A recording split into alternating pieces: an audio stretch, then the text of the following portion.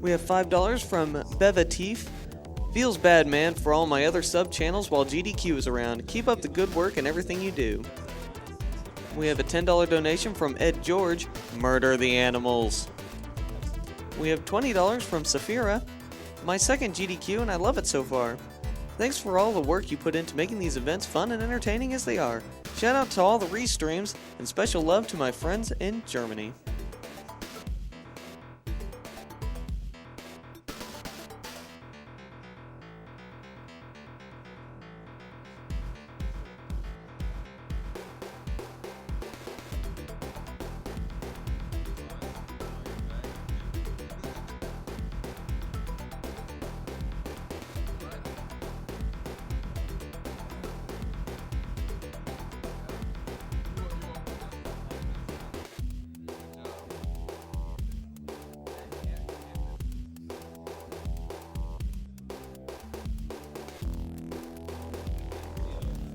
We have $5 from Dark Potato. Heyo, long-time watcher from all the way back in 2012. I'm a great fan of what you guys do and I want you to keep it up. $5 towards the Odd World New and Tasty Glitch exhibition.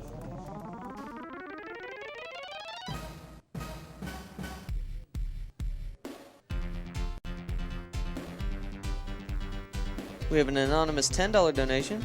I've been watching SGDQ for 2 years and I love everything about this.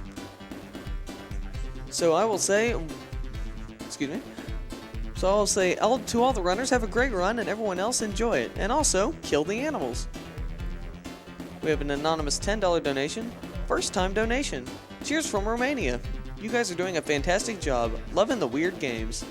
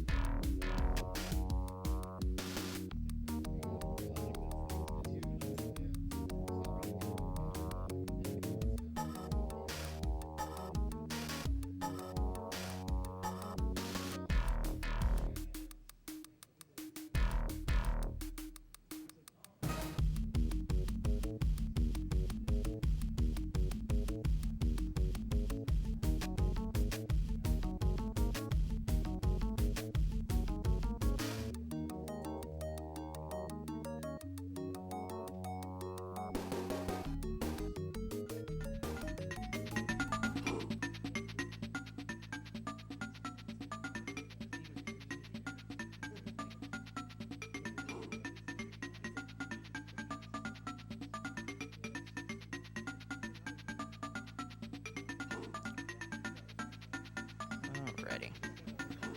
This is definitely going to be something. For sure.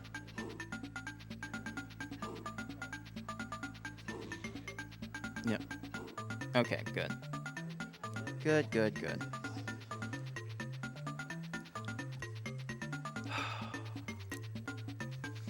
So, Cards, how accurate is this game to the movie? I was gonna have one answer for that question going in, but I would say this is rather creative, a rather creative retelling. There's a lot of stuff in here that's actually in the original 1988 film, surprisingly, but we'll get into that when we get into the run.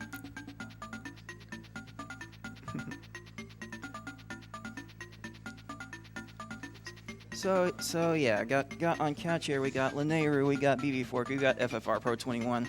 I don't expect them to talk that much during the run. I'm basically the only one that has ever run this game, and only like 2 other people I know of have even looked into this game at all. So I will be doing most of the talking here. All right. So in that case, go ahead and get this started. 3, 2, 1, go. All right. So as you can see from this dialogue that I'm skipping through really quickly, this is a rather creative retelling of the original 1988 classic. I mean, look at this desert. This had to be the wasteland that the dinosaurs had to migrate from to get to the Great Valley, right? So yeah, you start off here as Littlefoot. Your friends have been trapped by certain bosses. We'll unlock them as we defeat those bosses, and you gotta dash and double jump through 5 worlds in order to get back home to the Great Valley and save all of your friends in the process. The platforming is not really that special for the most part, though this level has like the most interesting tech. Like for example, that frame perfect double jump, got that first try. Nice. Yeah, your jumps had to be exactly 16 frames apart in order to make that platform. There's not a good visual cue for when to make the second jump. It only saves a second though, so it's more swag than anything else. All right. There's also damage boosting. That's a thing. Those bone pits are about the only things in the game that give knockback, and you can save fractions of seconds with each one of those damage boosts. And over here, gonna wait for the. Okay, there we go. Nice. So that works because when you leave the character select menu, your character gets placed 1 pixel higher than they were originally. So you can spam select an A to essentially get infinite height, but 1 pixel at a time. So it's only useful for shortcuts. All right, so here we go with the first boss, and probably the least broken in my mind. So the hitbox is only in its head, and it's supposed to be invulnerable during its attacks. But if you hit it at a certain point before its claw attack, it will be vulnerable for the duration of the claw attack.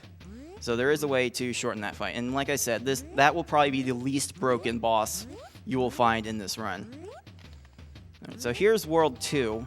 World 2 is actually, I would actually consider World 2 to be the scariest world in this entire run, because there's a lot of death water and bottomless pits beneath all of these branches. So if I miss a jump at any point, I am probably going to die. And I really, really don't want to die in this game because one, I'm going to lose the time from the death, which is wonderful. There are very few checkpoints. I just hit one of them now. And I actually use those lives as a resource in a future boss fight coming up. All right, so I got one more hold R and right stage. Though I could overshoot this jump. All right, that's all for that level. This next boss coming up, just to let you guys know, this is supposed to be an auto scroller. This boss coming up. This is supposed to be an epic chase, an epic run from a sharp tooth. Sarah's not afraid though; she'll stare death in the face. But Littlefoot will run. He's gonna run, and did I mention this was supposed to be an auto scroller? Because now it's not. So I can damage boost and frolic my way through as much as I want. I can even come to a complete standstill, and this thing will never kill me. Now pay attention to the left side of the screen. I'm going to run back at this thing. I'm going to look for the back half of this sharp-tooth sprite. Oh, it's not there. This thing has no back sprite. What? What? There's no back half to this sprite. Are you guys seeing this? Yeah, I'm definitely seeing this. All right. That's all right. Then. Let's move on. That's a little much. All right, World 3 here, the tall mountains. Littlefoot and Company had to scale tall mountains in the film, right? So let's make an entire world out of it. Yeah, there's a lot of scaling to be done here. The most vertical levels in the game by a good margin, and took that a little careful there. A bunch of these jumps looks like you should be able to make them with a single jump, but I'm having to rapidly tap the jump button in order to scale these. It's kind of annoying. These you can find a lot of potential time save in just scaling these platforms properly. And I don't care about taking damage. This is a pretty easy run to get into, to be honest. All right, there's actually a cave you can enter in the bottom right corner of this level that takes you to the top left corner of the stage. But it's about 4 seconds slower than doing this normally. All right, here is the Mega Dactyl boss. This is like the other major showstopper of this run. Two things are going to be happening here. I'm going to be constantly taking damage.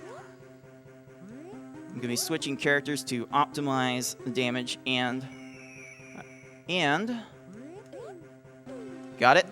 I got a second hit on the boss as it re-enters the screen, where it should not have a hitbox at all. So I'm gonna be doing that a couple more times. Nope, didn't get that one.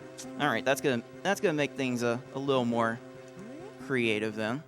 Not too bad. Gotta be careful on my switches here, or otherwise I'll have to restart the fight. So yeah, if I die to the boss as it's moving to the left, then it will warp to the left side of the screen and go to the next step in its attack cycle, which the swooping down is fixed in this fight, but depending on how many lives you have going into a given attack phase, it will drop different obstacles. So because I missed a double hit, I'm gonna have to get one here. So let's see here. Better. All right. I'm probably gonna take a death in the ending this stage. Oh, okay. So that's gonna cost about 20 seconds or so, trying to get more damage boost. I can get another death warp in where one normally didn't exist. So if there's any consolation, I can cut my time losses a little bit there. I'll have to wait now for that egg to finish this. There we go. All right, that's out of the way. All right, World 4 and going down. Nope, not there. There, that's better. All right, so everyone remembers this. Everyone remembers this cavern that Sarah descended into to confront the unconscious Sharptooth, right? Everyone remembers that scene. So let's make an entire world out of that. Yeah. 4-1, pretty simple. Just fall to the end of the level, nothing to it. 4-2, you might have saw at the beginning, the game actually lagged trying to load the level. This level is absolutely huge. This game loves to give you an illusion of free roam when there's only like 1 or 2 ways through the level. So, there we go. Now here's Spider Dawn, or as I like to call it, Special Hitbox Boss.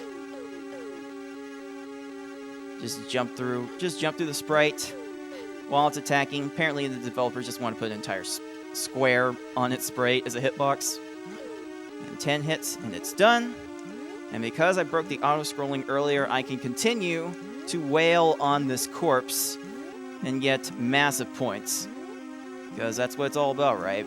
Big points, big prizes. Of course. Gotta max out that score. So yeah, in theory, I should be able to do this forever.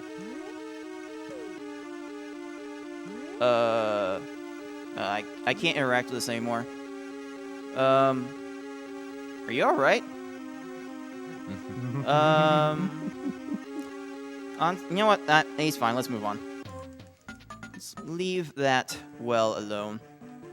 All right. So here is the final world, the mountains that burn, or Burning Mountain, as this game calls it. This is the last place Littlefoot's mother told him to go in order to reach the Great Valley, but Littlefoot's asleep right now, so we're gonna have to have Spike go through this part. And as you might be able to gather from the layout of these levels, there are way too many platforms here. This world is supposed to be, there's supposed to be some air of danger to it, but it's about as safe gets if you are paying any attention to it. So yeah, there's nothing to see here. Move along. All right, this final level, it's an auto-scroller, and it's probably the most dangerous auto-scroller. It's probably the most dangerous level in this game, actually. You have flaming boulders that come down from the top of the screen, and the heads-up display does a really good job of obscuring them. So doing this in a blind setting can be really, really dangerous. And if you lose all your lives here, you have to game over, and the most you can do is restart from World 5 from a password. So definitely do not want to game over here. So I think the only winning move here is not to play. I'm not going to play this level. Nope, not doing it. Not doing it. Actually, to be fair, you can hide behind the foreground here and be completely safe. So yeah, that should about do it for this run. Some special shout-outs before I go. Shout-outs to Bonecrusher1022 for finding the hover glitch that I used in 1.2, Vice of Legends 9002 for finding the scrolling glitch on the Sharptooth boss and the double hit on the Pterodactyl boss.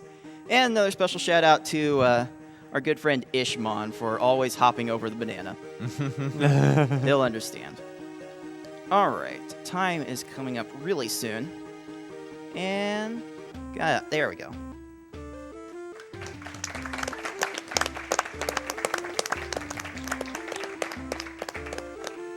A little bit longer than I would have hoped, but that should show off just about everything I wanted to show off. So that's going to do it for me for right now. I will be back on this stream in about 2.5 days for the 4-way Tetris Attack race, so you will not want to miss that. I can guarantee you that race will be chaotic, if nothing else.